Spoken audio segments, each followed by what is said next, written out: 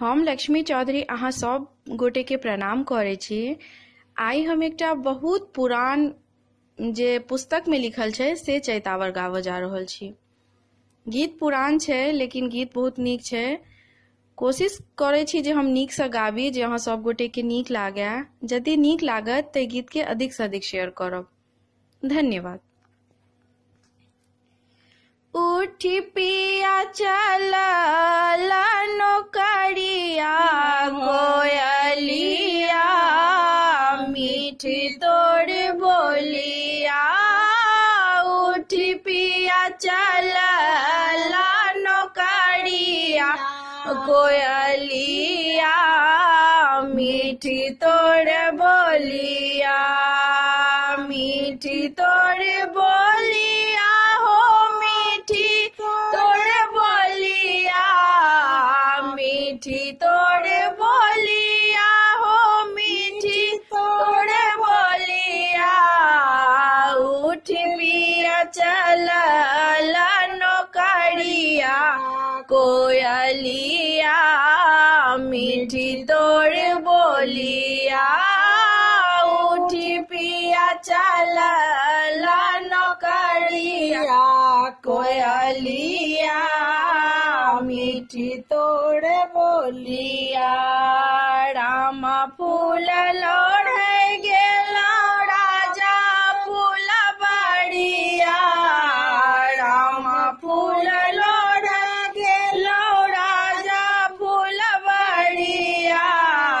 लोढ़लौ में बेलिया चमेलिया कोयलिया, मीठी तोड़ बोलिया।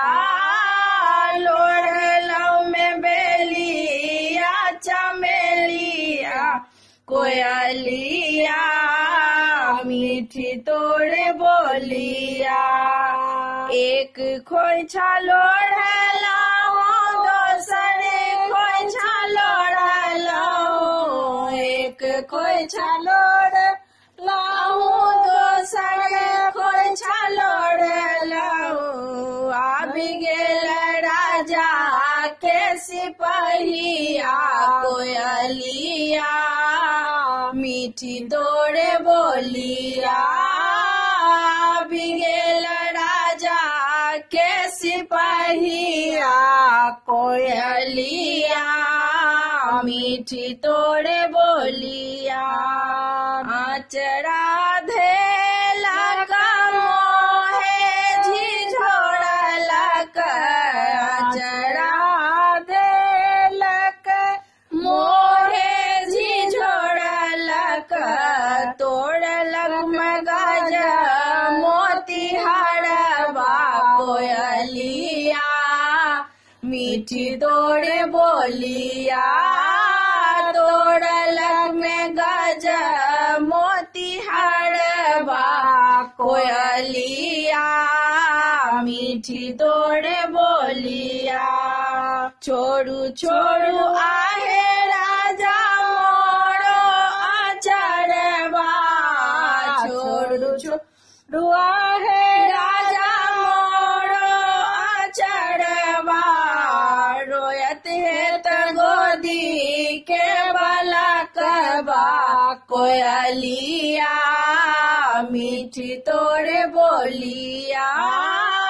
रोबत होता गोदी के बलकवा कोयलिया, मीठी तोड़ बोलिया।